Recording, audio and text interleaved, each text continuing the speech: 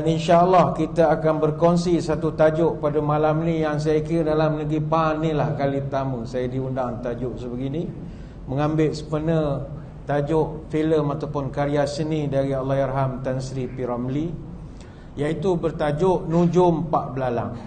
Secara peribadi saya teruja dengan tajuk-tajuk sebegini sebab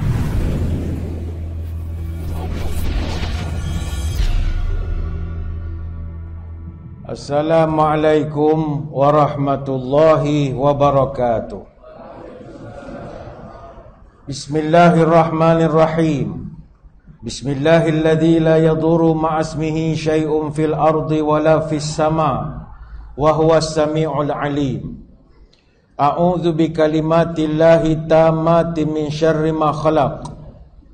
Alhamdulillahi hamdan katsiran tayyiban mubarakan fihi kama yanbaghi li jalali wajhika wa li 'azimi sultanik. Allahumma salli ala sayyidina Muhammadin abdika wa rasulika nabiyil ummi wa ala alihi wa sahbihi wa sallim. Allahumma inna nas'aluka fahman nabiyyin wa hifzal mursalin wa ilhamal malaikatil muqarrabin. Ya Allah, kami mohon padamu kefahaman para nabi, daya hafalan para rasul, dan ilhamnya para malaikat muqarrabin. Allahumma aghnina bil ilmi wa zayyinna bil hilmi wa akrimna bit taqwa wa jamilna bil afiyah ya arhamar rahimin. Ya Allah, kayakan kami dengan ilmu-Mu, hiasilah kami dengan kelembutan, muliakan kami dengan taqwa, cantikkan kami dengan sihat wal afiat. Terima kasih yang berusaha, Fadil Tuan Pengacara Majlis, yang saya hormati para pegawai, ahli-ahli jawatankuasa dan sukarelawan Masjid Ubudiyah Batu Satu Temerloh, tuan-tuan guru, para alim ulama, para habaib, muslimin muslimat, hadirin hadirat, tuan-tuan puan-puan, moga sekaliannya sejahtera dalam limpahan rahmah dan barakah. Saya dahului dengan penyataan tahmid kesyukuran atas pertemuan pada malam ini, dan seterusnya dapat bertatap muka, dan insya-Allah kita akan berkongsi satu tajuk pada malam ni yang saya kira dalam negeri PAN ni lah kali pertama saya diundang tajuk sebegini, mengambil sepenuh tajuk filem ataupun karya seni dari Allahyarham Tan Sri P. Ramlee, iaitu bertajuk Nujum Pak Belalang.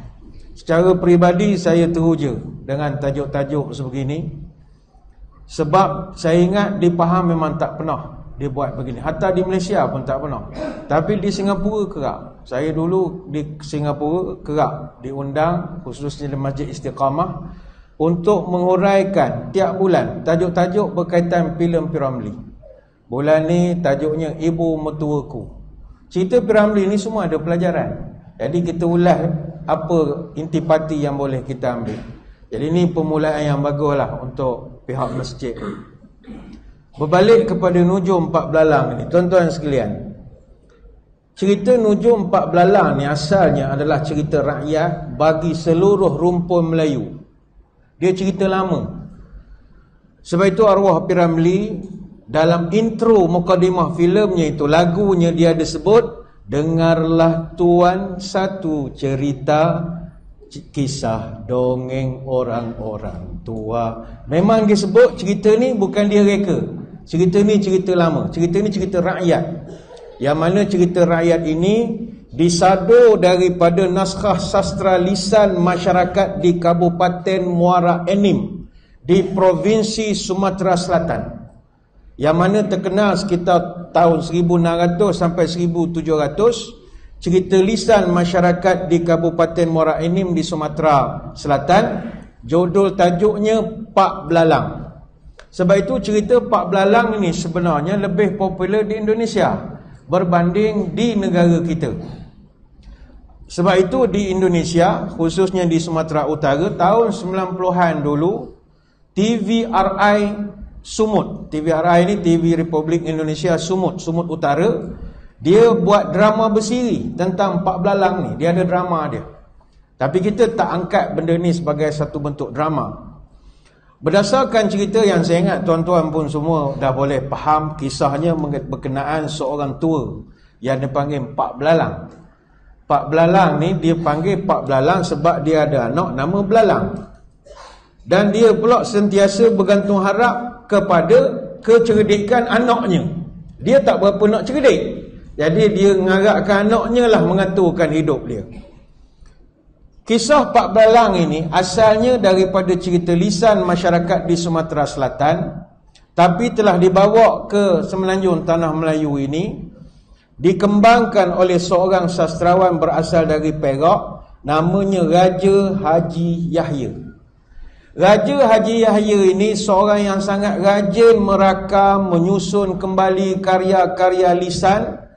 Dia jenis masuk kampung jumpa orang. Kalau kita ini Datuk Arifin Said lah istilah kalau zaman sekarang. Kulu kilir mengumpulkan lagu-lagu lama, orang Sungai Pahang nyanyi apa, gendang-gendang. Dia gigih Raja Haji Yahya ini. Jadi dia bertemu dengan seorang penglipu lara terkenal di negeri Perak, namanya Pawang Ana. Pawang Ana ini, dia ni asalnya daripada Kampar Perak. Dia duduk di Kampar Perak. Dia ni asal daripada Rau, Sumatera Barat, orang Rau. Dia datang hijrah ke Perak. Dia bawa cerita daripada Sumatera ke tempat kita. Jadi Pawang Ana ni lah yang telah membawakan hikayat Awan Sulung Merah, hikayat Awan Sulung Merah Muda, hikayat Malim Deman, hikayat Raja Muda, hikayat Anggun Cik Tunggal, hikayat Malim Dewa. Tu semua daripada Pawang Ana. Menantu dia pula namanya Mir Hasan, orang Kampar, juga ikut jejak langkah dia, bawa cerita-cerita popular dalam tradisi penglipu lara, antaranya hikayat Seri Rama ni tahun 1886. Dia bawa hikayat Raja Donan, dia bawa hikayat Raja Ambon dan banyak lagi. Jadi penduduk di kampung Batu Masjid di Temuh Perak memang kenal sangat dengan Pawang Ana ni. Mereka panggil Pawang Enai ataupun Pawang Anai. Enai ni sebab nama sebenarnya Zainal. Dari mulut Pak Anai ni lah bawa cerita Pak Belalang. Dicatatkan oleh Raja Haji Yahya, direkodkan. Kemudian cerita Pak Belalang ini orang putih ambil, Sir R.O. Winstead dan J. Sturrock. Tahun 1908 dia kumpulkan cerita-cerita Melayu, buat satu buku tajuknya Cerita Jenaka. Orang putih cetak. Sebab dia tengok Raja Haji Yahya ada manuskrip tapi tidak terbit. Orang putih minat, Winstead minat, dia bukukan tahun 1908 jadi buku Cerita Jenaka. Cerita Jenaka ni banyak cerita rakyat popular. Pak Kaduk, Pak Pandai, Lebai Malang, Si Luncai, termasuklah Pak Belalang. Dan cetakan ini diulang cetak beberapa kali dengan edisi ketiganya tahun 1914, 159 muka surat. Jadi bermula daripada situlah P.Ramlee ambil, angkat naskah, tapi dia dah tak buat cerita yang asal. Apa yang tuan-tuan bayangkan dalam Nujum Pak Belalang itu, rekaan P.Ramlee jugalah, dah tak tiru yang sebenar. Apa bezanya? Apa beza versi P.Ramlee dengan versi hak asal, cerita mulut? Versi asalnya, Pak Belalang ni bukannya duda. Dalam cerita P.Ramlee dia duda, pemalas, tidur je kerja. Dia bukan seorang duda. Dia ni ada isteri dan ada 3 orang anak. Salah seorang anaknya anak sulung nama Belalang. Dan Belalang ni bukan kanak-kanak macam dalam filem tu, Bat Latif, kanak-kanak lagi. Ni dah, anaknya Belalang itu dah pun remaja. Belalang ni cerdik. Bila di rumahnya kurang belanja dapur, Belalang akan pergi ke istana raja. Apa dia buat? Dia rembatnya kain-kain gundik raja di istana. Dia ambil kain-kain apa semua. Pernah berlaku bila Belalang ni dia curi pakaian gundik-gundik raja, menyebabkan gundik-gundik tuanku ni balik ke istana tak berpakaian, telanjang bulat. Itu ada dalam versi yang asal. Jadi Pak Belalang pun dipanggil lah untuk nak menilik di mana hilangnya baju-baju gundik ni. Kalau cerita Belalang kita tengok tu, kerbau hilang ni dah. Kain gundik lah, kalau nak buatkan gundik hilang baju, payah kena potong dia LPF, finas, macam-macam. Jadi buat hilang kerbau sajalah, senang. Jadi pak belalang dapat upah sebab yang menyorok tu anak dia. Dan dalam cerita yang asal, raja di negeri Beringin Rendang ini, dia tidak hilang peti emas. Tapi yang hilang peti emas adalah saudagar. Saudagar dia hilang 7 buah peti emas. Sama juga nama perampok yang mencuri peti emas saudagar itu. Kalau dalam cerita P.Ramlee, dia buat Sudin dengan Aziz Sattar tu badan dengan nyawa. Dalam teks asal, nafsu dan nyawa. Dia ubah sikit sajalah. Kemudian dalam cerita P.Ramlee itu, yang bercinta dengan Tuan Puteri adalah Pak Belalang. P.Ramlee hero, kenalah dia jadi hero. Cerita asal, anaknya itu bercinta dengan Tuan Puteri. Takkan nak suruh Bat Latif pula jadi hero, tak boleh lah. P.Ramlee hero semua.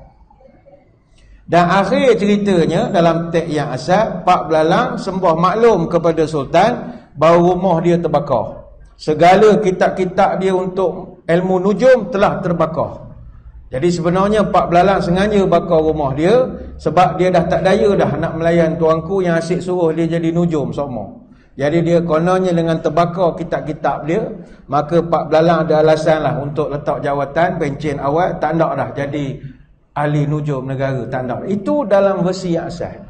Lebih kurang je macam dalam versi P.Ramlee. Cuma P.Ramlee dia buat belalang, dia rembatnya kerbau. Kerbau tu pula kerbau daripada orang mencuri. Jadi lepas tu dia pun suruh ayah dia menyamar jadi pak nujum. Jadi kerbau tu pun jumpa balik. Ni tuan-tuan boleh bayanglah, siapa tak nampak pendek umur katanya Pak Belalang ya. Mengaku semua nampak. Siapa tak nampak anak luar nikah, mengaku semua nampak walaupun tak nampak. Lepas tu dalam cerita P.Ramlee, nama sultannya Sultan Syahrul Nizam Ibni Sultan Malik Shah. Itu dalam versi asal tak ada, mana P.Ramlee dapat tak tahu. Negerinya pula nama Negeri Beringin Rendang. Raja tu kehilangan peti emas, kehilangan rantai kepunyaan Puteri Bujo Sirih lakonan Hashim Mahyun, dan juga mahkota diraja. Jadi Pak Nujum ini diminta mencari. Kemudian Pak Nujum ini diugut akan dibunuh kalau tak dapat jumpa Tuan Puteri apa semua. Dia pun pergilah ke gua berjumpa. Dia dengarlah badan dan juga nyawa. 1 untuk engkau, 2 untuk aku, 2 untuk engkau, 3 untuk aku.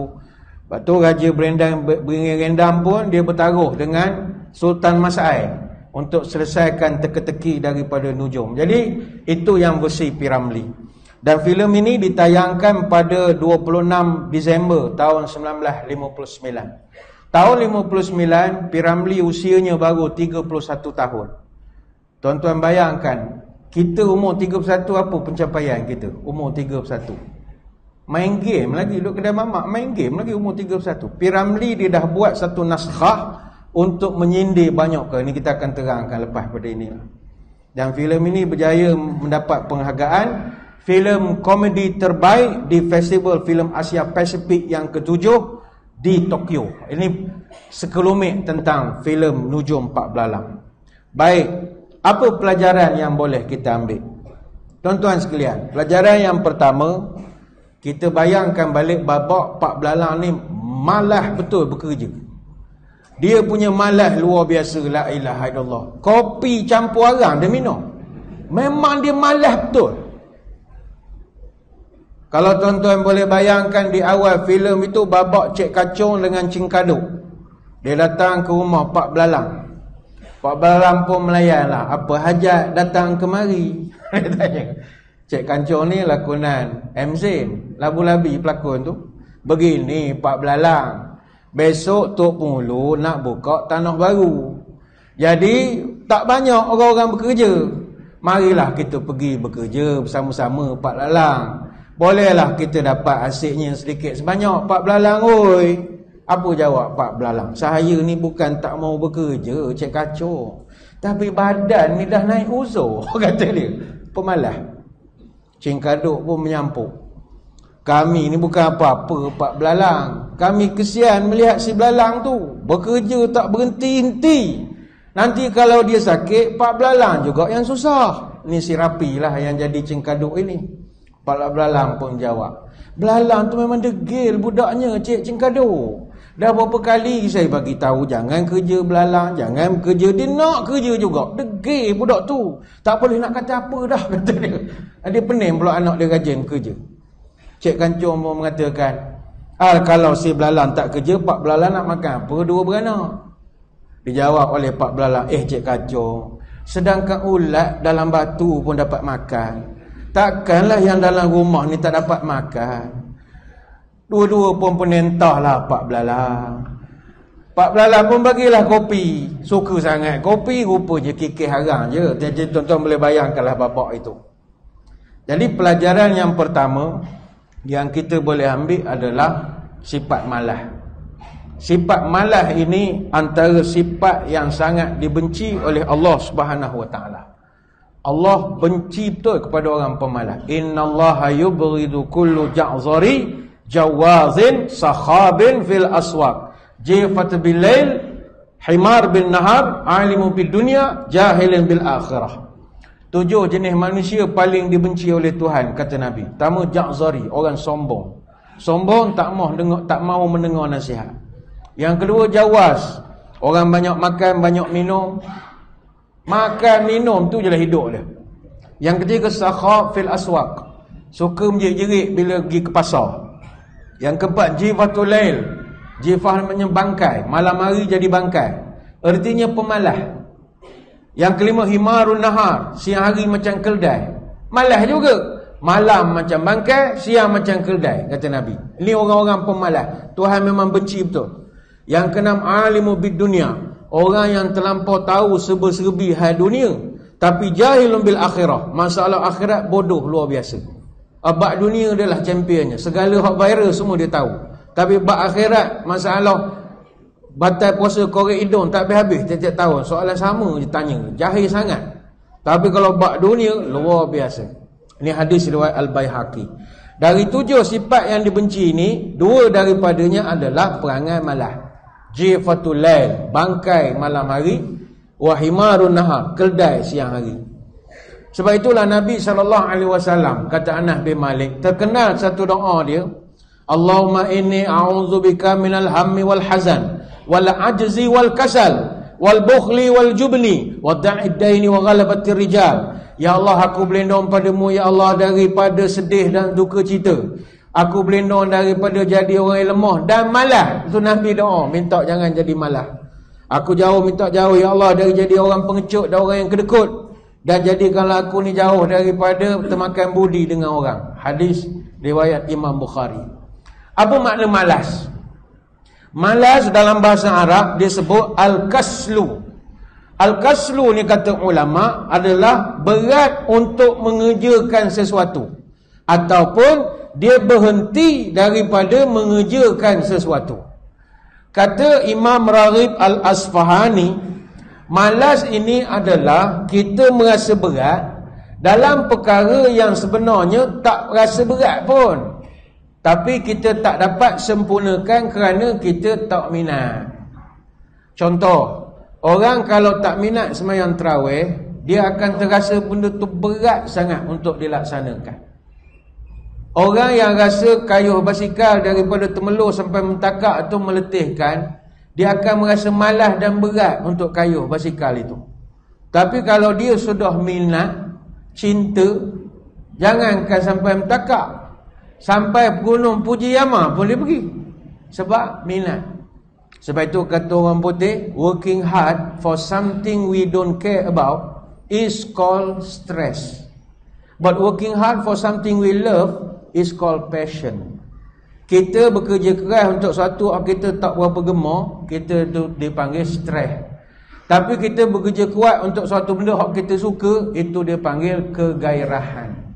The gairah, passion. Baik itu sebagai manusia, untuk membuang sifat malas, cintailah apa yang kita lakukan. Do what you love, love what you do. Kalau tuan-tuan cinta masjid, tuan-tuan takkan rasa berat untuk ke masjid. Kalau tuan-tuan cintakan kesihatan, kita akan rasa tidak berat untuk nak jaga kesihatan, dan begitulah seterusnya. Sebab itu Malas ini bukan sekadar dalam bekerja. Dia merebak pula sampai kepada ibadah. Dalam ibadah pun kita sangat terdedah kepada penyakit malas ini. Nabi pernah sekali, ini cerita Abdullah bin Amru radhiyallahu anhu. Abdullah bin Amru ni masa tu dia baru kahwin. Dia kahwin lebih kurang dalam sebulan. Isteri dia mengadu kepada isteri Nabi. Rupanya dah sebulan kahwin, Abdullah bin Amru tak usik pun dia. Isteri dia masih anak dara lagi. Mana tak ada lagi hubungan suami isteri. Jadi bila dapat cerita itu, Nabi panggil dia, annahu tazawwaja imra'atan min Quraisy fakana la ya'tiha kana yashlughu as-sawm was-salatu fazakara zalika lin-nabi sallallahu alaihi wasallam. Perawi ni cerita Abdullah bin Amru ni dia menikah tapi dia tidak tidur dengan isterinya, bahkan dia masih sibuk dengan sembahyang malam, dia masih lagi puasa waktu siang, dia iktikaf di masjid daripada pagi sampai ke malam, tak ada duduk dengan isteri langsung. Jadi cerita ni sampai kepada Nabi. Nabi panggil dia, wahai Abdullah, mari sini. Sum min kulli syahrin salasata ayyam. Ente jangan puasa tiap-tiap hari, ente pengantin baru. Jadi ente puasa sebulan 3 hari cukup. Jangan banyak-banyak sangat. Qala inni utiku aksara min zalika. Famazala bi hatta qala lahu sum yauman wa aftir yauma. Dia kata, ya Rasul, oh malu saya. Sebulan 3 hari je, not my level. Saya lebih pada tu ya Rasulullah. Malu itu beginner tu ya Rasul. Saya dah profesional lah. Takkan 3 hari. Up lah sikit ya Rasul. Up lah sikit. Nabi kata, jangan awak isteri tu layan lah. Alah, jangan 3 hari ya Rasul. Malu saya. Beginilah. Awak puasa selang sehari. Hari ni puasa, esok buka. Lusa puasa, tolak buka. Buat begitu. Tanya tak puasa, bawa isteri jalan pergi makan apa semua. Boleh? Bolehlah ya Rasul. Kemudian Nabi pesan lagi, Iqra Quran fi kulli syahrin. Sama juga awak khatam Quran, jangan khatam tiap-tiap hari. Dia entah khatam tiap-tiap hari Quran. Patut tak balik rumah. Hari-hari khatam. Nabi kata, jangan khatam tiap-tiap hari, khatam sebulan sekali, fi kulli syahrin. Sebulan sekali je khatam. Jawab Abdullah, ini utiku aksar min zalika ya Rasul. Takkan sebulan sekali, saya lebih daripada tu boleh buat ya Rasul. Kata gini, Iqra'u fi kulli 15. Ginilah, awak khatam 2 minggu sekali. 15 hari khatam, 15 hari khatam. Ya Rasul, ini utiku aksar min zalika. 2 minggu sekali. Malu saya ya Rasul, saya khatam hari-hari. Ini teruk sangat di sekarang ni. Ini beza sahabat dengan kita. Kalau kita lagi kurang lagi kita minta. Khatam sekali seumur hidup agak kita minta. Sahabat kata, banyak sikit lah ya Rasul. Beginilah, Iqra'u fi kulli 7. Seminggu sekali boleh khatam Quran. Seminggu sekali. Saya ni rindu ke Quran ya Rasulullah. Kalau tak baca tak sedap rasa. Tak ada benda tak kena hidup ni. Bagilah saya bagus lagi jangkaan harinya ya Rasul. Beginilah kata Nabi, Iqra'u fi kulli salasin. Baiklah, engkau khatamkan Quran 3 hari sekali. Barulah dia senyum. Tiba Nabi panggil dia begini. Ingat Abdullah, inna likulli amalin syiratan wa likulli syiratin fatratan. Faman kanat syiratuhu ila sunnati faqad aflah. Wa man kanat fatratuhu ila ghair zalika faqad halaka. Abdullah, aku nak pesan, ingat, kita beramal ni ada masa semangat-semangat. Tapi awak nanti akan datang satu masa, satu musim, awak malas sangat. Awak akan jadi malas. Jadi Nabi ajar konsisten sudah. Sebab dah awak malas, awak tinggal semua. Jadi masa awak semangat ni nak khatam 3 hari sekali lah. Esok bila awak time nano, time masuk air, awak tinggal terus. Jangan. Baik konsisten. Hadis riwayat Imam Ahmad. Para ulama menggarisbawahkan perkataan fatratan. Apa makna fatratan? Futur. Rupanya dalam ibadat kita akan terkena satu penyakit dipanggil futur. Futur ni kalau ikut definisi dalam kamus Lisanul Arab, fatara yafturu wa yaftiru futuran wa futara. Maknanya sakana ba'da hiddatin wa li'anna ba'da syiddatin wa fattarahu taftira. Futur ni orang yang tiba-tiba diam saja selepas dia berusaha keras. Macam contoh, dia sepanjang Ramadan dia puasa betul, tapi masuk Syawal dan seterusnya tinggal terus puasa, tak ada langsung lagi. Dia panggil futur, malah. Ataupun tuan-tuan yang rajin pergi ke masjid masa di Mekah. Oh, masa di Mekah hari-hari pergi masjid. Orang kata benda, masa di Mekah hari-hari pergi Masjidil Haram. Balik ke Malaysia, haram pergi masjid. Mana dia putus, futur. Dan futur ini adalah penyakit yang sering menyerang kebanyakan ahli ibadah, para pendakwah dan juga penuntut ilmu. Seseorang tu akan jadi lemah, jadi malas, merajuk, letak jawatan, tak mau dah meneruskan. Penceramah, cara penceramah, tak bagi dia orang sini-sini, saya berhenti je lah, malas dah berceramah, aku nak menyanyi lepas ni. Itu futur dia panggil. Dia fed up. Ibadat pun sama juga, bosan aku semayang sunat apa semua, semayang fardu sudah, futur. Tapi inilah yang membahayakan kalau tidak dijaga, rosak. Baik itu Sayyidina Ali pernah pesan, likulli amalin syirratun wa likulli syirratin fatratun. Setiap masa kita ni ada masa kita semangat, ada masa tak semangat. Inna nafsa laha ikhwalu idbar. Jiwa manusia ni, kata Sayyidina Ali, dia berbolak-balik. Sekejap dia ke depan, sekejap dia ke belakang. Fa iza aqbalta fa akhadhaha bil azimati wal ibadah. Jadi kata Ali, masa engkau tengah rajin ibadat sungguh-sungguh, buat yang wajib sungguh-sungguh, buat yang sunat banyak-banyak. Tapi ketika engkau malas, sunat itu engkau tak buat, tak apa, jangan wajib engkau tinggal. Itu Sayyidina Ali pesan. Jadi dalam bab ibadat, dalam bab bekerja, janganlah kita malas. Saya ingin menarik perhatian tuan-tuan sekalian. Ada orang dulu mengatakan, dia mengatakan kita orang Melayu ni malas. Melayu ni pemalas katanya, Melayu ni malas. Dia bermula daripada penjajah. Orang penjajah, orang putih, memang khabar kita ni malas. Orang putih yang jadi residen apa semua, termasuk di Temeloh ni, dalam laporan dia mengatakan orang kita ni malas. Sebenarnya kita nak perbetulkan malam ini. Orang putih dia khabar kita malas sebab kita tak dengar cakap dia. Dia suruh kita pikul tandu dia duduk, tak ada pasal. Awak bukan raja, dia nak suruh kita pikul. Kalau dia kan pemalas nak jalan, dia suruh kita pikul, tak ada pasal. Kita pikul tandu untuk raja ya. Orang putih kita tak pikul. Lepas tu tuan-tuan kalau buka buku sejarah, tengok gambar-gambar orang putih naik tandu, mana ada orang Melayu pikul. Semua bangsa lain. Dia pun kata, ni pemalas Melayu ni. Memang aku malas pikul engkau. Tapi ada pula orang ambil ayat Melayu malas ni, dia kembangkan lagi. Saya ingin jelaskan malam ni, sebagai orang Melayu, saya ingin katakan, Melayu ni dia memang malas. Tetapi malasnya itu kerana dia suka simplify sesuatu benda. Dia satu kerja rumit, orang Melayu mudahkan. Sebab dia malas bahasa. Dia malas serabut. Malas juga. Jadi disebabkan dia malas serabut, dia akan buat satu benda yang memudahkan benda hak sulit itu. Saya ambil contoh, kalau orang tua-tua kita dulu dalam bab peperangan. Orang Melayu ni pemalas. Jadi bila perang pun dia malas juga.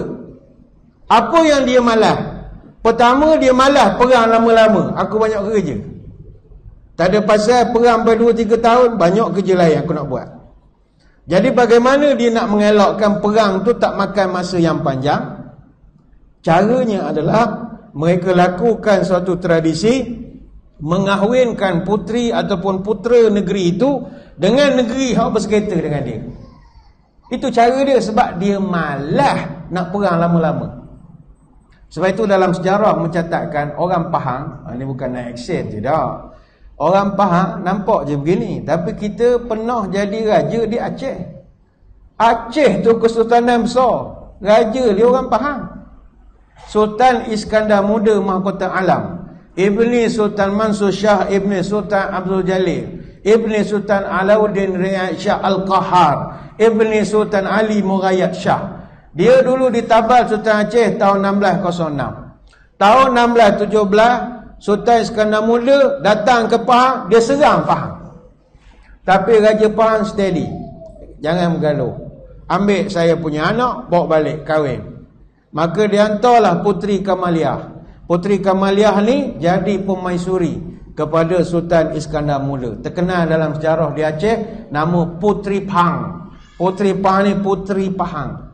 Supaya orang Aceh tak mengacau kita lagi dah. Kahwinlah Sultan Iskandar Muda dengan orang Pahang. Sultan Iskandar Muda Aceh dia ada 3 isteri. Pertama Puteri Gayo. Puteri Gayo ni daripada etnik daerah Aceh Tengah. Kahwin dapat seorang putera mahkota nama Merah Pupuk. Isteri kedua nama Puteri Sani, keturunan Bugis. Dapat seorang puteri nama Puteri Sri Alam. Isteri ketiga orang Pahang, Puteri Kamaliah.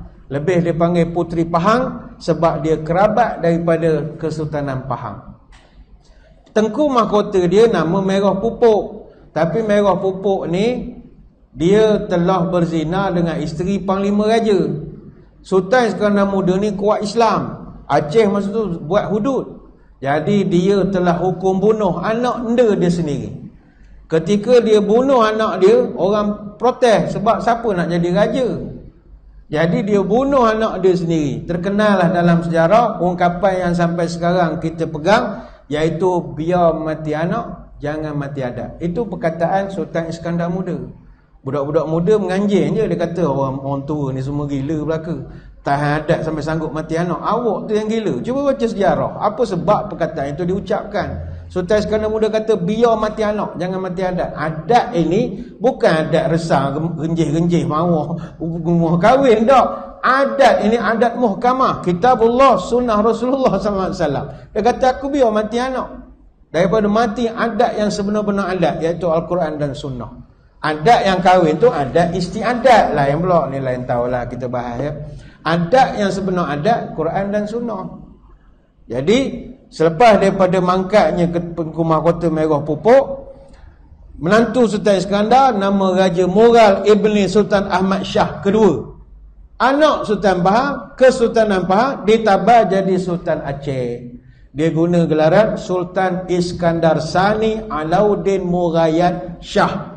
Jadi Sultan Iskandar Sani ni dia ni menantu kepada Sultan Iskandar Muda selepas dia berkahwin dengan Puteri Sri Alam yang mak dia Bugis yang saya sebut tadi. Jadi Puteri Sri Alam ni maknya nama Puteri Sani, orang Bugis. Lepas Sultan Iskandar Sani mangkat, balu dia, isteri dia Puteri Sri Alam jadilah Sultan Aceh pula. Suami isteri jadi sultan. Isterinya jadi Sultanah Aceh pertama, guna gelaran Sultanah Tajul Alam Safiyatuddin sebab mereka tidak ada waris lelaki untuk menggantikan takhta. Jadi cerdik dah orang dulu. Cerdik lah. Malah kelahi lama-lama, malah perang panjang-panjang, kahwin aja, selesai masalah. Beranak pinak pula lagi. Itu cerdiknya orang dulu. Puncanya malah perang lama-lama. Sama juga dalam perang, orang Melayu dia malas pikul senjata besar-besar, pemalas. Tak ada pasal nak bawa long sword Saxon yang besar-besar tu, macam cerita kita tengok orang-orang daripada Viking dia Normandy apa semua, dia punya pedang, kalau pedang Viking tu tuan-tuan, panjang kat 35 inci. Berat saja 1.3 kilo satu. Tuan-tuan ingat nenek moyang kita ada masa untuk sakit kepala? Tak ada masa. Dia nengok pun tak ada pasal. Tak ada pasal. Kita ni pun malas lebih kurang juga lah. Tak ada pasal. Kalau orang faham nengok poh palih, kata poh palih layak. Pedang begini ya, dia kata. Jadi apa dia buat? Disebabkan dia malas nak pikul senjata besar, dia buat kerih kecil, Tapi berbisa, ada kona-kona lagi. Sekali cocok pula kan meninggal. Apa dia kata orang putih bawa besar-besar, susah nak simpan. Tengok kerih, tok pinggangnya. Ciptanya kerih kerana malasnya kita. Jadi kalau orang kata orang Melayu malas, ya. Tapi kita malas sebab kita simplify benda yang susah. Sama juga orang Melayu duduk dalam perang, dia malas pakai baju besi. Dia malas nak pergi perang, nak usung baju besi. Tuan-tuan tahu tak, baju besi tu, yang body armor yang kerajaan Rom, Parsi pakai tu, dekat museum ada 14 kilo. Nak sanggup? Badan awak adalah kecil-kecil, makan nasi belaka. Cok pakai baju besi 14 kilo, tak ada basah. Dia kata, malas basuh aku nak pakai berat-berat. Habis tak pakai kau mati. Gini, kita cipta hotline. Itu dia, pemalasnya itu menjadikan dia kreatif. Lalu dia buat baju, dia panggil baju zirah. Baju zirah ni body armor. Tak payah pakai besi, pakai kulit buaya, pakai kulit binatang yang keras-keras, yang tebal-tebal, guna buluh, guna rotan. Dia mesra alam sekitar. Lama dah. Mesra alam sekitar tu lama dah adanya. Dia baju zirah orang Melayu ni ada beberapa jenis. Satu baju rantai. Baju rantai ni chainmail armor. Itu khas lah. Dia anyam daripada rantai besi. Biasa pakai di dalam. Yang ni panglima, raja-raja pakai lah. Ulu balan tak. Yang kedua baju lamina dia panggil. Baju lamina ni baju rantai tapi ada kepingan besi. Selalu pakai di luar. Tapi anggota biasa tak pakai. Ini orang besar-besar saja. Jadi itu malasnya orang Melayu. Sama juga orang Melayu ketika perang, dia malas nak bawa perisai shield yang berat-berat itu. Macam tentera Rom Parsi. Kalau Rom tu dia punya shield macam Captain America tu, dia panggil skutum. Skutum itu berat 10 kilo paling ringan. Dan ada yang sampai 15 kilo. Tuan-tuan ingat kita ada masa nak pikul Kulu Kele, nak bawa beras lagi, nak bawa ni lagi, bawa ikan lagi, bawa kasar lagi, nak bawa lagi itu 15 kilo. Tak ada pasal. Jadi orang Melayu dulu disebabkan malas, dia fikir kita guna cara lain. Apa caranya? Guna kain selempang. Macam dalam macam bujang lapuk pakai. Macam kita sekolah Arab samping pakai itu kain selempang. Selempang ini dia senjata sebenarnya.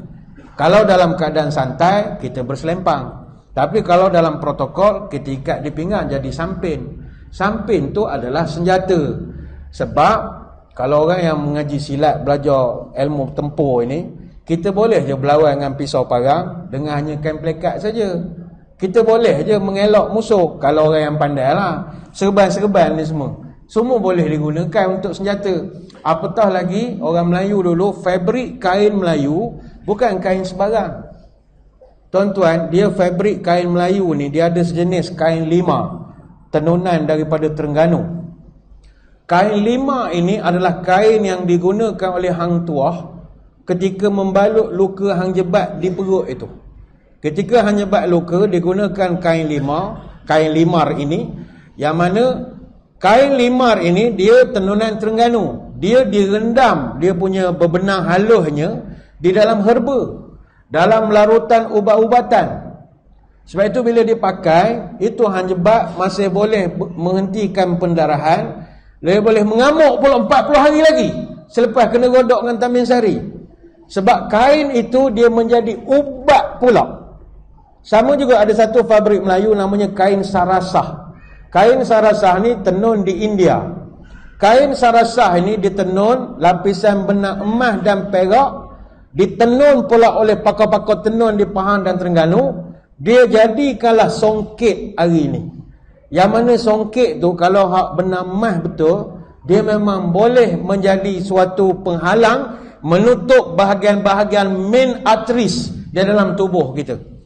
Dia arteries ini merujuk kepada saluran darah berotot yang membawa darah keluar daripada jantung.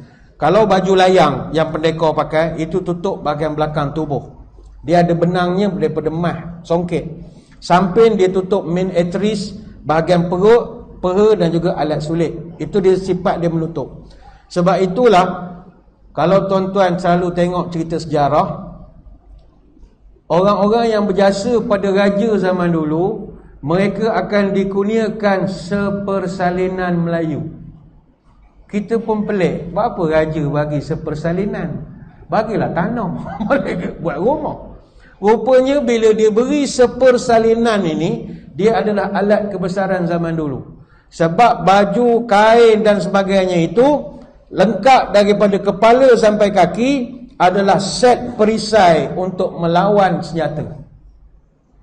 Kalau tuan-tuan kaji, ada satu sejarah, satu kapal Portugis nama Flor de la Mar. Flor de la Mar ini dia karam dekat dengan Aru, Sumatera. Dia karam pada 20 November tahun 1511. Replikanya adalah di Melaka sekarang ini. Apa yang berlaku kepada kapal Flor de la Mar ini? Ada satu peristiwa pelik yang berlaku, tapi saya ingat kita akan kongsikan cerita itu selepas ini, kerana saya fikir kita beri laluan dululah kepada azan isyak yang akan masuk sebentar lagi. Sempatlah Bilal kita bersedia. Jadi tuan-tuan semua jangan ke mana-mana, kita akan kembali lagi selepas ini. Muslimin muslimat yang dirahmati Allah sekalian, kembali kita menyambung ceramah pada malam ini. Terlebih dahulu saya mohon izin daripada para jemaah untuk kita menganjakkan sedikit pelaksanaan solat isyak berjemaah. Ini kena mohon izin, sebab sekarang kita tengok ada satu kefahaman di kalangan masyarakat, ceramah ni tak payah beria sangat lama-lama, sebab nenek moyang kami niat wakaf buat masjid bukan untuk ceramah, untuk semayang. Ustaz nak ceramah buat YouTube je lah, dia kata. Apa nak ceramah lama-lama sangat? Masjid ni nenek moyang kami buat niat untuk semayang, bukan untuk ceramah. Ada betul juga. Jadi kita minta izin je lah. Jadi tuan-tuan minta izin, anjakkan sedikit je, tidak meleret sampai pukul 10, tidak, insya-Allah. Jadi kita balik semula perbincangan pada malam ini berkenaan pengajaran daripada cerita Nujum 4 Belalang. Bukan nak cerita Hak P. Ramli, itu tidak. Pelajaran yang kita boleh ambil, pertama sekali, buang sifat malas. Sebagaimana yang digambarkan di dalam watak Pak Belalang itu, pemalas sungguh. Jadi jangan kita ada sifat pemalas. Cuma tadi kita bercerita untuk nak menangkis tohmah yang orang tak henti-henti, asal malas Melayu, asal Melayu malas. Ini kita tak selesa. Kita akui malas tu ada, tapi bukan orang Melayu saja, seluruh bangsa di dunia ada pemalas dia. Cuma kita bawakan satu naratif pada malam ini, orang kita memang pemalas, tapi malas kita kerana kita suka memudahkan benda yang susah. Kita malas rabut, bak kata orang kita tak ada mikir, malas juga, tapi kita buat alternatif yang lain. Saya ambil satu perspektif saja, cerita perang saja, belum cerita benda lain. Dalam perang saja, disebabkan orang kita malas, kita telah menghasilkan banyak penciptaan-penciptaan baru. Dia kerana kita malas. Contoh tadi saya sebut, disebabkan orang kita malas bawa perisai macam Captain America itu, dia hanya nak pakai kain saja untuk nak berlawan. Ada baju-baju tertentu, tapi umumnya dia lebih pakai kain-kain saja untuk berlawan. Kalau ada senjata, lawan senjata lah. Tadi kita bercerita tentang bagaimana pada 20 November tahun 1511 ada satu kapal daripada Portugis nama Flor de la Mar. Dia telah karam di dekat Aru, Sumatera. Kapal itu memang tak jumpa, tapi replikanya dah dibuat di Melaka sekarang. Apa yang menarik perhatian adalah begitu hebatnya teknologi orang Melayu ketika itu. Portugis ketika kapal itu karam, dia telah menyenaraikan kargo yang paling utama dalam senarai kerugian paling besar dia adalah penenun kain. Kargo yang paling bahagia sekali. Rupanya dia colek penenun kain daripada Melaka, orang Melayu, nak bawa balik ke Eropah. Yang dia bawa emas, cengkih, apa semua, rempah-rempah, tak masuk sebagai senarai dagang yang diisytiharkan sebagai senarai kargo utama. Tak masuk. Kargo utama dia adalah penenun kain. Why? What is the because? The because is mereka nak pindahkan teknologi pakaian-pakaian Melayu yang sebenarnya adalah perisai yang tidak pernah wujud di barat sampai abad ke-21 ketika mereka kenal dengan penciptaan Kevlar. Orang Melayu lama dah cerdik benda itu. Tapi kenapa kita dapat cerdik itu? Sebab kita malas. Kita malas tu kita jadi cerdik. Tu lain sikit. Sama juga orang Melayu, nenek moyang kita bila berperang malas pikul meriam. Tuan-tuan nak pikul meriam, pergi ke muzium Sultan Bakar, tengok meriam besar mana, pikul lah. Bawa sampai ke Selangor, bawa ke perang-perang Kelang, bawa. Tak larat, tak ada pasal.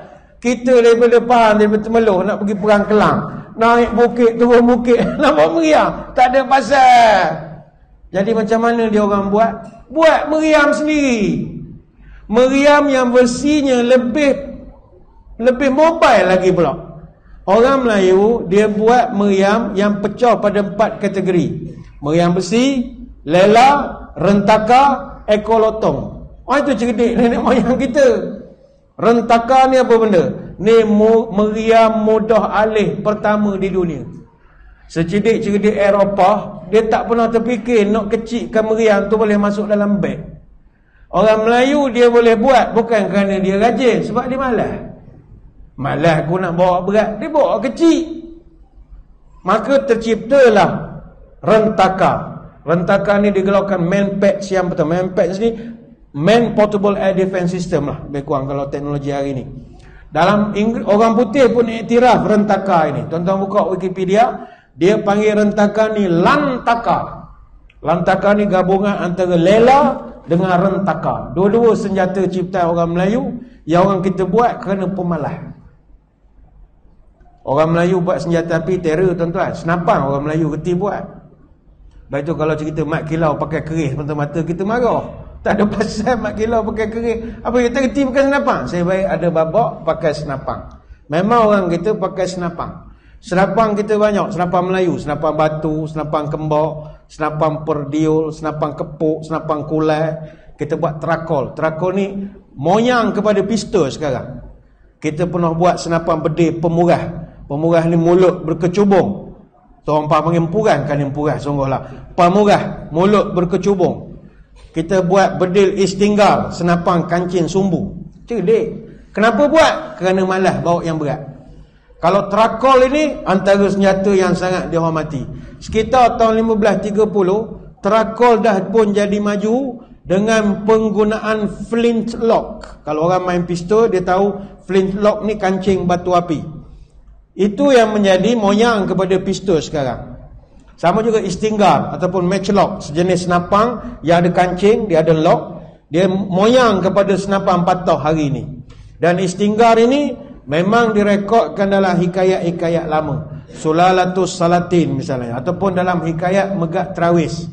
Dalam cerita hikayat Megat Trawis, dikatakan bahawa Megat Trawis dia telah berjaya bunuh seorang ulu bala yang kebal. Ulu bala yang kebal, ulu bala yang hebat bernama Tun Saban. Tun Saban ini seorang yang tidak lut. Dia kebal. Segala jenis senjata dia tak makan dengan dia. Jadi dia orang buat satu peluru khas, tembak pakai istinggar. Jadi istinggar yang digunakan untuk membunuh Tun Saban, dia katakan hadiah daripada ulama Hadramaut. Panjanglah ceritanya. Dia bawa, dia gunakan untuk menembak. Sama juga pamuras atau blunderbusses. Ini semua senjata-senjata yang dicipta oleh nenek moyang kita disebabkan kita malas. Jadi kalau orang kata Melayu malas, ya, kami malas.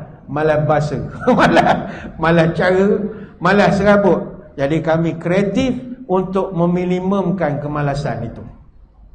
Jadi, tapi jangan sampai malas macam Pak Belalang tu, malas luar biasa sangat.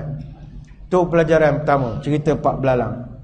Pelajaran kedua nujum Pak Belalang adalah babak Belalang mencadangkan kepada ayahnya menyamar sebagai ahli nujum. Ini juga pelajaran besar untuk kita. Tuan-tuan, menjadi nujum hukumnya haram. Haram kita jadi nujum. Orang yang suka nujum, meramalkan nasib semua ini, implikasinya adalah dia akan jadi kufur dengan ketentuan dan takdir Allah. Man ata arrafan au kahinan fasaddaqahu bima yaqulu faqad kafara bima unzila ala Muhammad sallallahu alaihi wasallam. Siapa-siapa yang berjumpa dengan seorang arrafan, orang yang pandai meramal, au kahinan, kepada ahli nujum, fasaddaqahu bima yaqul, dan dia percaya pula apa yang ahli nujum tu cakap, faqad kafara bima unzila ala Muhammad. Dia telah kufur terhadap segala yang Nabi telah ajar selama ini. Ini hadis riwayat Abu Daud, Tirmizi, Nasai, Ibnu Majah dan Al-Hakim. Jadi jangan meramal. Kita masalah orang Melayu kadang-kadang main-main, pergi jumpa orang kampung yang pandai-pandai nengok tapak tangan apa semua, lalu dia pula membaca nasib kita pula percaya. Akhirnya pecah belah masyarakat. Banyak berlaku. Ada isteri misalnya, balik kampung adalah mak saudara dia pun tengok tangan. Tengok sikit tangan awak. Awak ni esok lelaki awak ni menikah dua ni. Mamat tu tak salah pun. Kereta Tesla pun tak ada. Apa pun tak ada. Maybe je. Tiba-tiba balik muncul. Dia pula heran. Awak ngapa? Balik pada rumah muncul muka. Tiba isteri mahu, awak kalau nikah selagi tembok senapak. Kata apa salah aku pula. Tiba-tiba jadi begitu. Sebabnya dia percaya kepada kiraan orang ni tadi. Sebab itu Nabi tak benarkan bernujum. Nujum ni boleh menjadikan pecah belah masyarakat. Menunjuk-nujum dan meramal-ramal juga boleh menyebabkan semayang tak diterima. Man ata arrafan fas'alhu an syai'in fasaddaqahu lam yuqbalillah salatahu 40 yauman. Siapa berjumpa dengan tukang telik atau dengan seorang nujum, dia bertanya kepada nujum itu sesuatu perkara dan dia percaya pula, Allah tak terima semayangnya 40 hari. Hadis riwayat Imam Muslim. Dulu zaman kita mula, semua dalam surat khabar majalah ada horoskop zodiak. Ni zaman jahiliah dululah. Percaya sangat Virgo, Scorpio, Aquarius, macam-macam lah. Jadi sebelum keluar rumah cari surat khabar dulu. Orang Virgo ni beranak bulan 8 sampai bulan 9 kan, 23 Ogos sampai 22 September. Dia pun orang Virgo. Dia baca, orang Virgo hari ini di tempat kerja, bos anda akan sayang pada anda. Kawan-kawan akan belanja anda makan. Hari ini aku pergi kerja lah. Dia baca, hari ini bos anda marah pada anda. Malah aku pergi kerja, ambil MC tu kot. Dulu kan kita gitu, zaman tak apa ada syiar Islam, tak banyak lagi. Percaya lagi ke masa itu Scorpio dan macam-macam. Sekarang tak ada lah. Afallah amal salaf lah, Allah ampun dosa lah dulu-dulu. Jadi Nabi tidak benarkan. Waman atahu ghaira musaddiqin lam yuqbal lahu salatun 40 yauman. Pun sama dalam hadis riwayat Tabrani, siapa berjumpa tukang telik atau ahli nujum, orang tu berikan ramalan tapi dia tak percaya, pun sama semayang tak terima 40 hari. Contoh kita jumpa ahli nujum, dia pakai daun teruk misalnya. Dia kan orang pakai daun teruk, buka daun, pak keluar king spade, orang tu, wah, dia kata, hayya you banyak untung lah, banyak untung lah. Dia buka lagi daun, hayya you isteri ada 4. Dia cakap gitu. Pak buka lagi daun, keluar lagi 10 kelawar pula. Hayya you nanti mati banyak tua. Umur 90 orang mati. Kita kata berdoa sangat dalam hati, Mamat ni berdoa sangat. Aku 3 serakan, 4 serakan macam-macam, nak hidup 90 tahun. Kenapa? Kencing manis, darah tinggi macam-macam, nak suruh aku hidup 90 tahun. Berdoa Cina ni contoh. Kita pergi tanya tapi tak percaya, pun dosa juga. Tak dibenarkan. Tapi ada orang kata, ustaz, saya pergi cek dengan dia punya bacaan tu betul ustaz. Mana gaya? Dia bukannya betul, kebetulan. Lain, betul lain, kebetulan lain. Cuma tuan-tuan jangan dek kerana tak boleh nak tengok ramalan, tak boleh nak tengok nujum, tak boleh nak apa-apa, sampai ramalan cuaca pun tak nak tengok pula lepas benda ni. Tengok berita sampai ramalan cuaca map Malaysia alih cerita Hindustan. Bapa abang tak tengok? Syirik. Cuaca tak ada kena-mengena, itu ilmu. Dia nujum ni lebih pada nasib, itu tak boleh. Cuma mungkin ada orang kata, ustaz, saya jumpa satu tok syekh ni, dia cakap jadi ustaz.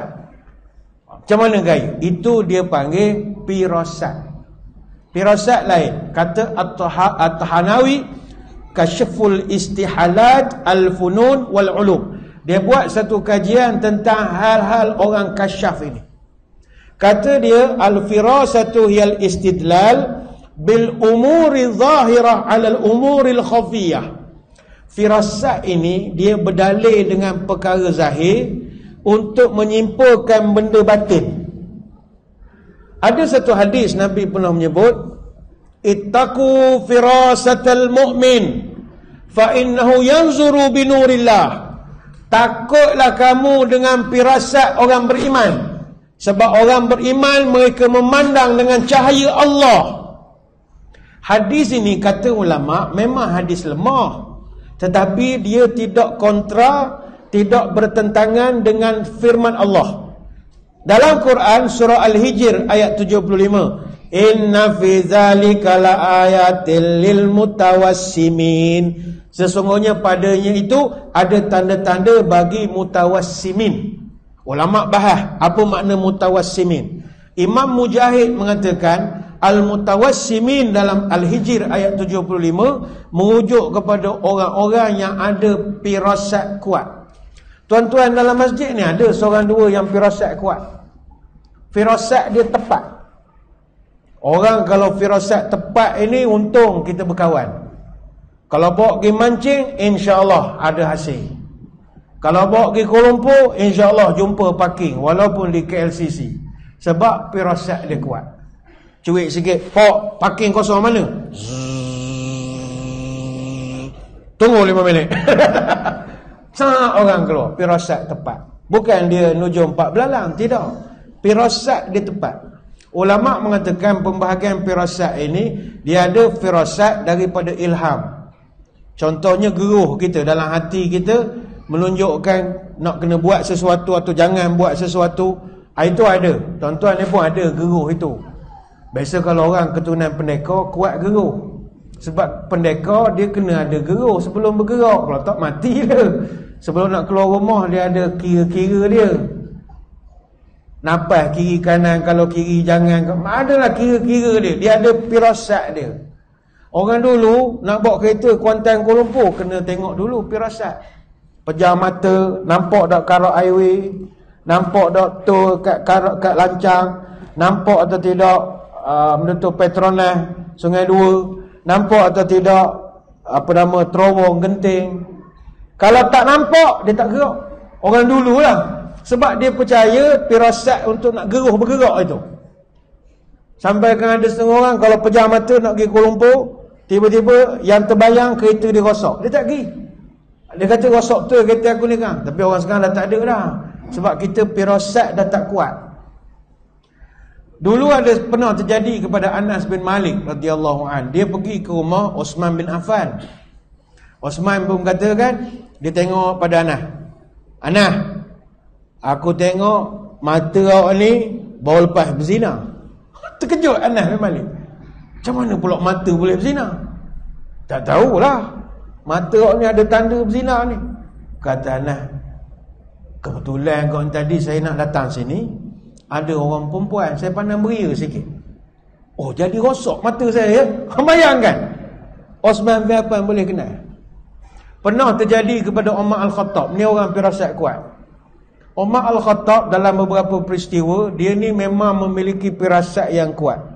Sehingga Nabi iktiraf Sayyidina Umar. Kata Nabi, qad kana yakunu fil umami qablakum muhaddatsuna fa in yakun fi ummati minhum ahadun fa inna Umar Al-Khattab minhum.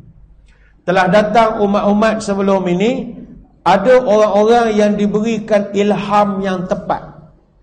Dan kalaulah ada umatku yang ada bakat ini, tak lain tak bukan Umar Al-Khattab lah masuk sebahagian pada mereka. Ini hadis riwayat Bukhari Muslim. Umar Al-Khattab firasat dia tepat. Pernah sekali dia baca khutbah. Amang badu fai badu bukan pedang. Tiba-tiba dia berhenti bercakap. Orang tengok dia terdiam.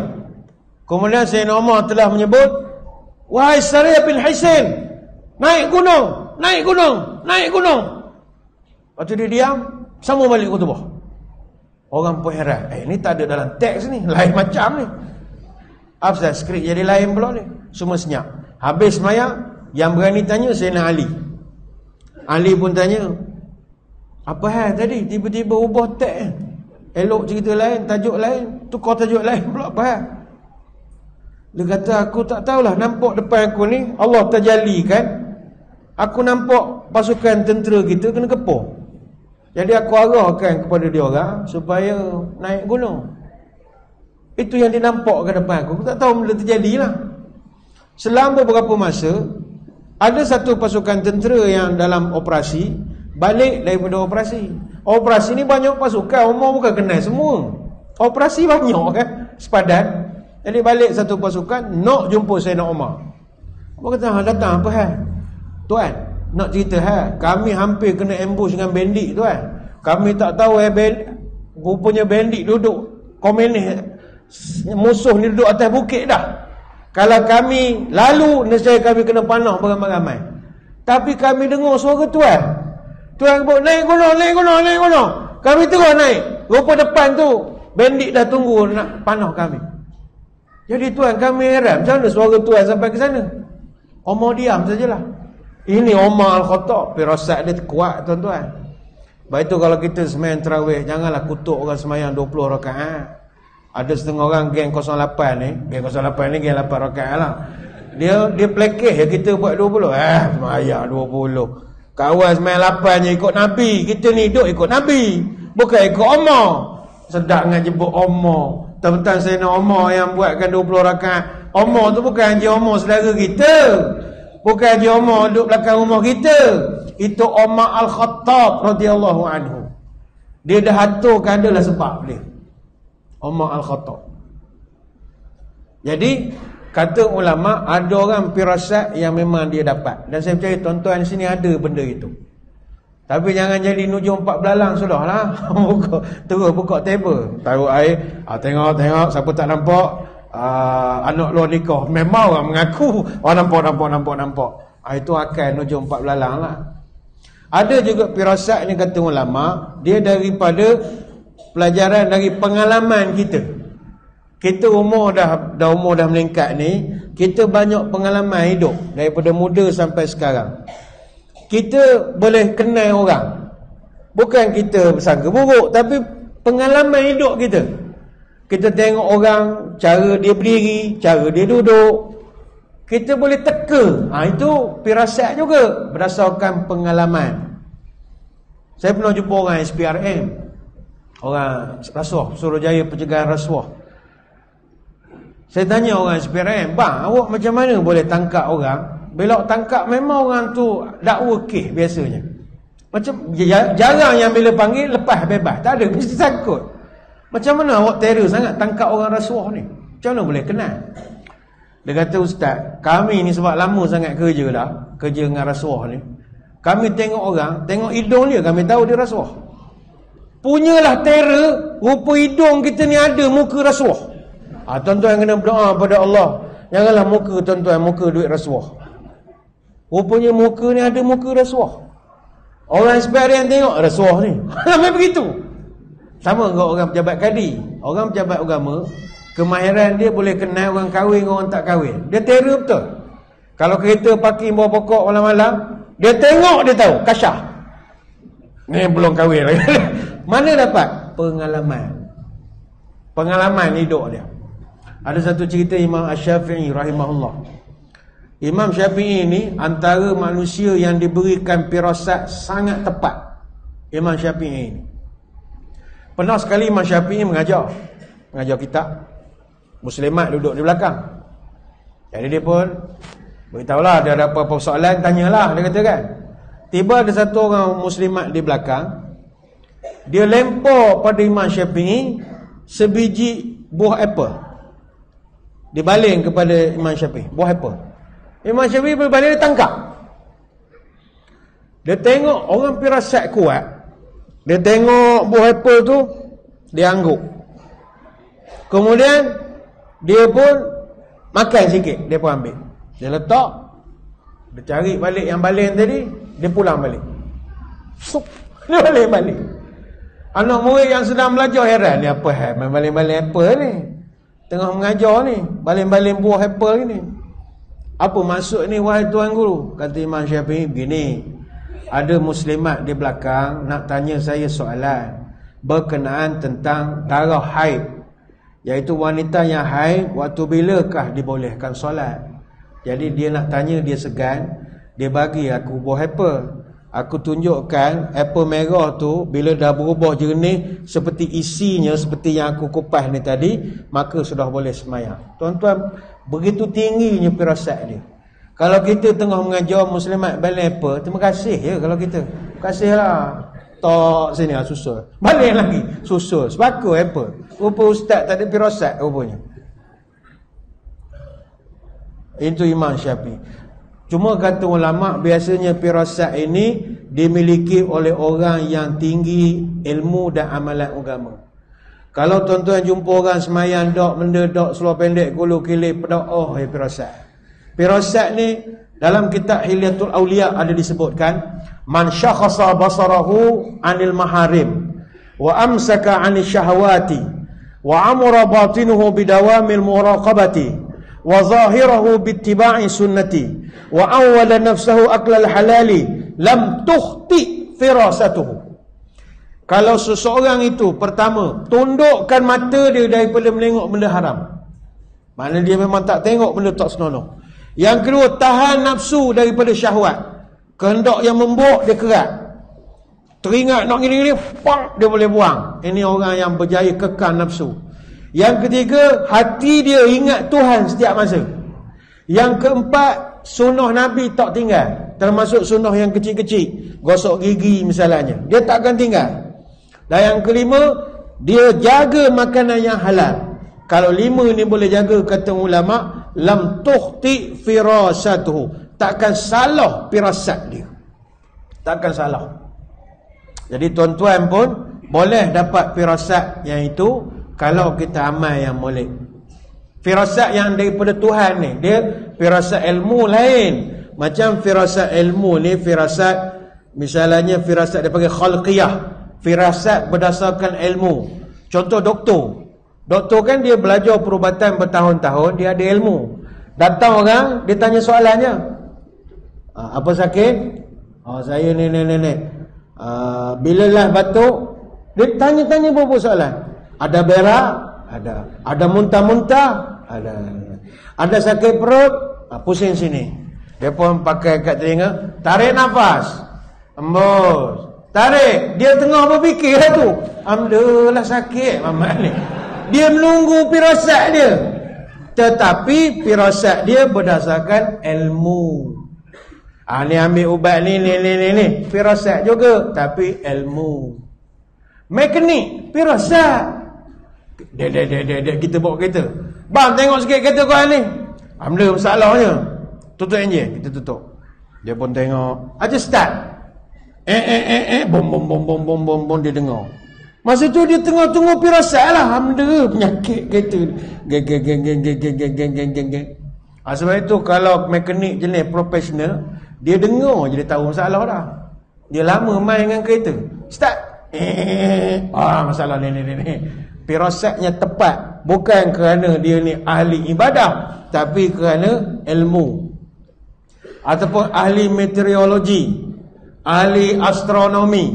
Ini semua firasat juga, tapi berdasarkan kiraan ilmu. Sama juga orang tangkap ikan. Orang tangkap ikan, firasat dia tu berdasarkan pada ilmu dia, mengenal alam. Contoh, orang Melayu dulu dia kenal angin. Kalau tak kenal angin, macam mana nak pergi ke laut? Dia kena kenal mana angin kelambu menunggal, angin muda, angin tikus, angin tumbuk kurung, angin cekang kelat, angin tajam temilang. Dia kenal angin, baru dia boleh pergi ke tengah laut. Kalau tidak, demam saja jadinya. Lepas tu dia mengenal kedudukan bulan di angkasa. Kalau bulan berada ufuk timur, itu air laut tengah penuh. Kalau bulan mula naik di ufuk timur, air tengah surut. Kalau bulan tegak atas kepala, air sedang surut timpah. Mana surut parah paling rendah sekali. Bila bulan menurun ke ufuk barat, itu air tengah pasang. Kalau bulan terbenam ufuk barat, itu air sedang penuh di laut. Sama juga dia nak menangkap ikan. Kalau di laut, dia nak menangkap ikan apa? Dia nak menangkap udang. Sebab pengalaman dan pelajaran yang dia dapat. Udang biasanya aktif musim air pasang besar. Masa bila? 13 sampai 18 hari bulan Hijrah. Ataupun 28 sampai 3 hari bulan Hijrah. Masa tu musim udang. Waktu masa bila? Daripada air mula pasang sampai separuh penuh. Mana 3 jam. Paling baik waktu malam. Mana dia dapat firasat tepat? Pengalaman, pelajaran yang dia lalui selama ini. Nak dapat ketam misalnya, nak dapat ikan semilang, nak dapat ikan belanak, semuanya firasat juga, tapi kerana ilmu. Tapi kalau nak dapat firasat yang bisikan ilham daripada Allah pada malaikat, kena beramal. Zikir kena banyak, benda haram jangan tengok, barulah dapat firasat. Tapi kalau tuan-tuan dapat firasat nanti, jangan pula jadi nujum 4 belalang cawangan temeluh pula lepas pada tu. Cukup pakai seorang sudahlah. Untuk kegunaan kita, anak cucu kita, cukuplah firasat ini, tak semua orang dapat. Itu pelajaran yang kedua. Pelajaran yang ketiga, pelajaran yang terakhir daripada cerita nujum 4 belalang adalah babak ketika Aziz Sattar dan juga Ehsan Sudin yang melakonkan watak nyawa dan badan. Mereka ni daripada awal filem sampailah hujung kerjanya merampok. Merampok pula guna sihir, guna pukau. Sampai dia pergi ke istana Sultan Syahrul Nizam Ibni Sultan Malik Shah, Raja Negeri Beringin Rendang. Dia tiup pada jauh je. Tidur semua. Tidur semua. Dengan security, polis, bodyguard semua. Rider semua tidur semua. Dengan raja-raja tidur sekali. Sebagai satu pelajaran pada kita, kita jangan teruja seronok melihat orang melakukan sihir pukau sebegitu. Ingat tuan-tuan, sihir ni dosa besar. Dia bukan dosa kecil. Dia bukan dosa main-main. Taubatnya kena taubat nasuha. Imam Az-Zahabi dalam kitab Al-Kabair, dia susun 70 dosa besar.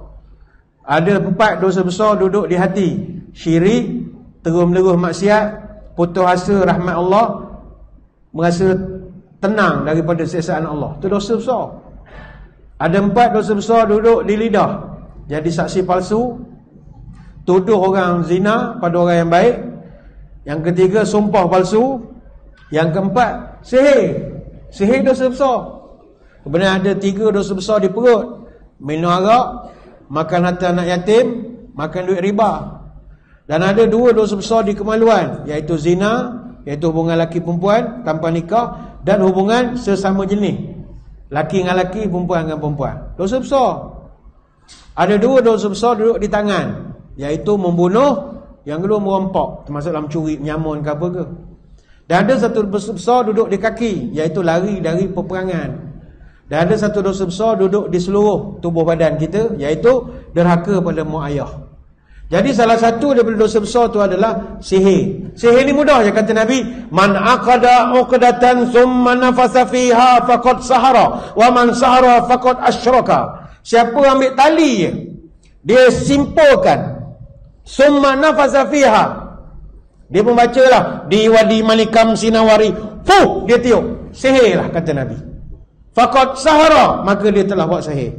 Wa man sahara faqad asyraka. Siapa buat sihir, dia syirik pada Allah. Hadis riwayat An-Nasa'i. Kita jangan buat sihir. Ijtanibus sab'al mubiqat. Jauhilah olehmu, kata Nabi, 7 perkara yang akan merosakkan segala-galanya. Ya Rasulullah, wa mahunna.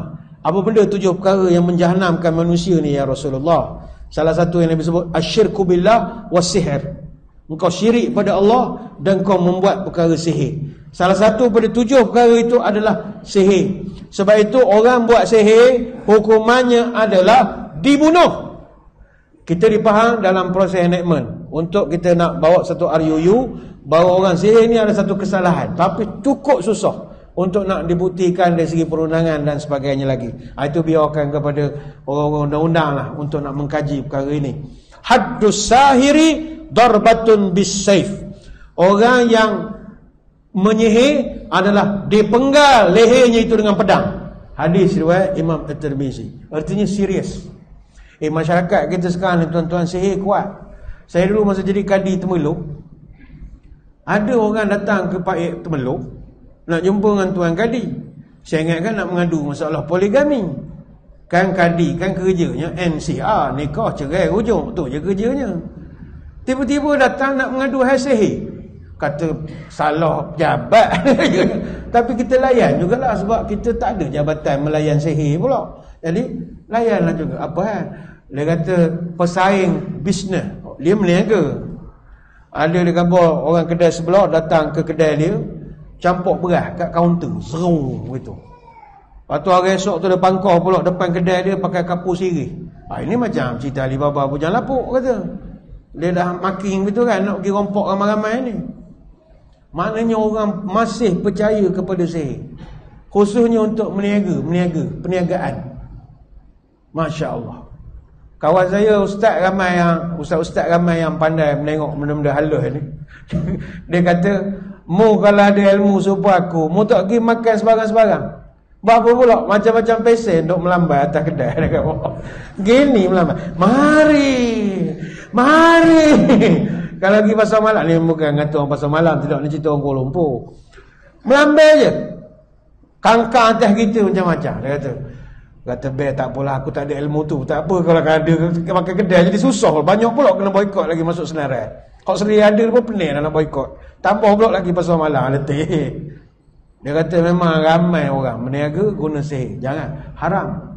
Ada orang guna sihir untuk dendam, untuk musuh politik macam-macam, ataupun kerana cinta bertepuk sebelah tangan. Jangan. Awak nak sihir lah ke Benyamin Netanyahu tu kan bagus kalau dapat sihir dari sini. Awak tak nak pula sihir ke dia. Joe Biden ke?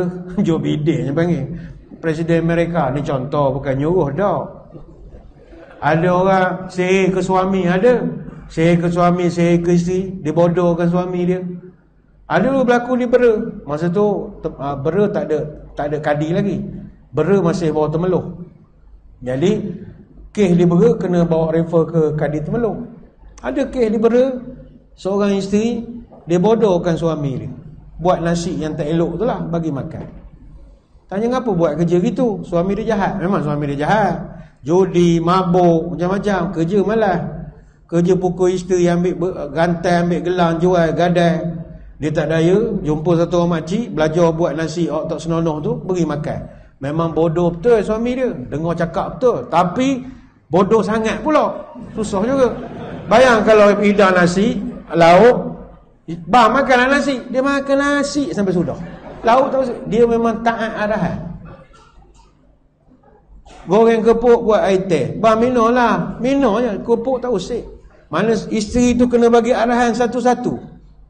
Itu baru bak makan. Kalau bak lain, takkan sesa nak ajar si ada menu SOP, letih. Buka ni dulu, buka ni, tutup ni, buka, letih. Jadi dia datang ke jabat agama. Masa tu bukan saya kadi sebelum saya, Tuan Syed, dia mengadu.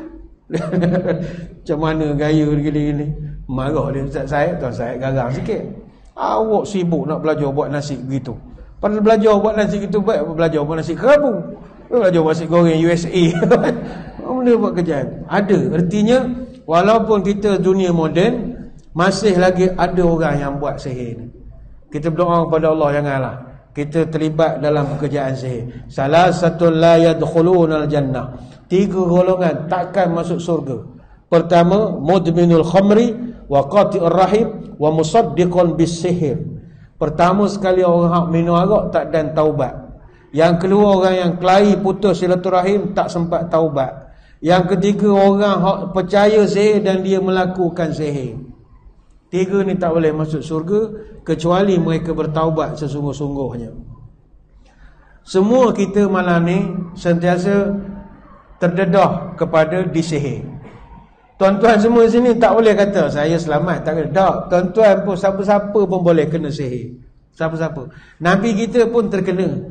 Itu yang turun ajar, Jibril ajar baca 3 kul dan macam-macam. Artinya tak ada orang yang boleh selamat daripada sihir ni kecuali mereka dijaga oleh Allah. Baik itu Nabi sebut, inna syaitana yafiru minal baitil ladhi yukra'u fihi awakhiru suratil Baqarah. Setan lari lintang pukang kalau dalam rumah itu sering dibacakan surah Al-Baqarah. Ini hadis riwayat Imam Muslim dan juga Imam At-Tirmizi. Jadi tuan-tuan selalu baca Quran. InsyaAllah sihir tak kena. InsyaAllah. Kalau dia kena pun minimum lah, tak kuat sangat. Artinya kalau tuan-tuan tak baca Quran, lagi teruk kena lah. Seolah begitu. Seolah-olahnya begitu. Jadi banyakkan beramal ibadah. Bila sebut tentang sihir-sihir, jampi serapah apa semua ni, saya teringat Allahyarham Tan Sri P. Ramlee. Tuan-tuan sedar tak, dalam cerita P. Ramlee, dia banyak ajar jampi serapah, sihir-sihir ni ada. Tapi tak perasan, sebab dia buat dalam bentuk lucu, dalam bentuk lawak. Kalau tuan-tuan ingat cerita Alibaba punya lapuk, oleh tahun 1960 P. Ramlee arahkan, ada satu babak ketika nak buka pintu gua. Nak buka pintu gua kena baca mantra. Niat ingsun mata kaji semarengi sing. Itu jampi betul tuan-tuan. Asalnya ajian ingsun amatak ajiku. Itu untuk jurus ilmu warisan leluhur. Asalnya niat ingsun mata kaji semar ing isin. Dia ni satu bentuk kategori ajian semar, sejenis mantra pelet. Kalau orang Melayu panggil ilmu pengasih, kalau dibacakan. Ada juga ajian semar ini untuk nak kebal pun boleh juga. Bismillahirrahmanirrahim. Niat ingsun amatik aji taming wajah kelambiku si kuning sekilan segebelok kendele. Ototku kawat, balungku besi, kulitku tembaga. Dagingku wajah kap karekep berkut kinamulan wajah inten mekangkang. Itu memang ada jampinya. P. Ramlee ambil, dia ejah sikit. Niat ingsun mata kaji semarengi sing. Dia patutnya semar ing isin, tapi ditukar tajwidnya berubah semar ing sing. Jadi makna jadi lain. Niat ingsun, niat aku, ingsun tu saya. Niat ingsun mata kaji pergi mengendap semarengi sing. Orang berak, itu ya dia ajar tadi. Kalau tidak jadi jampi. Ini the genius of P. Ramlee. Batu rampungi sing semarti lem. Mana? Lepas berak tidur katanya. Tak ada makna. Tapi kalau tajwidnya tepat, oh itu boleh jadi jampi. Masa Kasim Baba lupa mantra tu, isong ising semar ngising, isong ising. Sebelumnya semua ada makna. Maram perapu kepun lemparan skeper, itu semua ada makna. Tapi ni lain tahun lah, filem baru Nujum 14 lah malam ni. Lain tahun lah pula sambung filem yang lain. Banyak lagi filem lain. Jadi inilah sedikit sebanyak yang boleh kita kongsikan pada malam ini. Pelajaran yang boleh kita ambil daripada cerita Nujum 14. Pertama sekali, buang sifat malah. Yang kedua, jauhi daripada terlibat dengan meramal atau menjadi nujum. Yang ketiga, jauhkan daripada terlibat dengan sihir menyihir. Tiga-tiga ni adalah kesalahan dalam agama kita. Sekali lagi saya ucapkan ribuan terima kasih kepada pihak masjid di atas undangan. Mohon maaf sebarang kekurangan. Moga-moga kita dapat bertemu lagi pada lain-lain kesempatan. Sebelum kita berpisah, kita nak mengambil kesempatan untuk mengajak muslimin muslimat, kerana saudara-saudara kita sekarang di Palestin khususnya telah dicabul kembali perjanjian yang mana pihak IDF ataupun Israel telah memedil semula penempatan-penempatan Palestin di sana selepas daripada gencatan senjata yang dipersetujui bersama. Jadi kita doakan pada malam ini, moga Allah Ta'ala memberikan kekuatan yang terbaik pada saudara-saudara kita di Palestin insya-Allah. Auzubillahi minasyaitonirrajim. Bismillahirrahmanirrahim. Allahumma salli wa sallim ala sayyidina Muhammad salatan tukhrijuna biha min zulumatil wahmi. Allahumma ighfir lil mu'minina wal mu'minat wal muslimina wal muslimat wa alif baina qulubihim wa aslih zata bainahum wansur ala aduwika wa aduwihim. Ya Allah, ampunkanlah dosa mukminin dan mukminat, muslimin dan muslimat. Satukanlah hati-hati mereka, damaikanlah antara mereka, khususnya di kalangan negara-negara Arab dan negara Islam. Ya Allah, tolonglah kami untuk mengalahkan musuh-musuh kami. Allahumma al'an kafrata ahli kitabil ladzi yukadzibuna rusulak ويقاتلون أولياؤك اللهم خالف بين كلمتهم وزلزل أقدامهم وأنزل بهم بأسك الذي لا يرد عن القوم المجرمين بسم الله الرحمن الرحيم اللهم إنا نستعينك. Ya Allah, laknatilah kepada orang kafir yang telah mendustakan nabi-nabimu dan yang telah berperang dengan wali-walimu. Ya Allah, gagapkanlah ucapan mereka, pecah belahkanlah kekuatan mereka, seksalah kepada mereka dengan seksaan yang tak mampu dicegah oleh mereka, dengan berkat menyebut nama-Mu yang Maha Pengasih dan Penyayang. Ya Allah, kami mohon pertolongan daripadamu. Allahumma ansur ikhwanana fi Palestin, Allahumma thabbit aqdamahum, Allahumma qawi azaimahum, Allahumma sabbirhum ala musibatihim. Ya Allah, bantulah saudara-saudara kami di Palestin. Ya Allah, tabahkanlah hati mereka. Ya Allah, kuatkanlah tekad mereka. Ya Allah, berikanlah kesabaran pada mereka menghadapi musibah. Allahumma anji ikhwanana al-muslimin al-mustad'afina fi Palestin. Allahumma ultuf bihim warhamhum wa akhrijhim min dhiqi wal hisar. Ya Allah, selamatkanlah saudara-saudara kami, orang Islam yang sedang lemah di Palestin. Ya Allah, sayangilah mereka dan kesianlah pada mereka. Ya Allah, keluarkanlah mereka daripada kepungan dan keadaan sempit di Gaza yang sedang mereka alami. Ya Allah, Allahumma ashfi minhumul marda wal jarha. Allahumma kul lahum wa la takun alaihim fa innahu la hawla lahum wa la quwwata illa bika. Ya Allah, sembuhkanlah yang luka dari kalangan mereka, sembuhkanlah yang sakit dari kalangan mereka. Ya Allah, tetaplah bersama mereka. Ya Allah, jauhkanlah musuh-musuh mereka, kerana mereka tidak ada daya dan kekuatan kecuali dengan pertolongan-Mu. Ya Allah, subhanakallahumma wa bihamdika nashhadu an la ilaha illa anta nastaghfiruka wa natubu ilaik. Wa sallallahu ala sayyidina Muhammadin wa ala alihi wa sahbihi wa baraka wa sallam. Walhamdulillahi rabbil alamin. Sekadar itu, wabillahi taufiq wal hidayah. Assalamualaikum warahmatullahi wabarakatuh. Wallahu a'lam.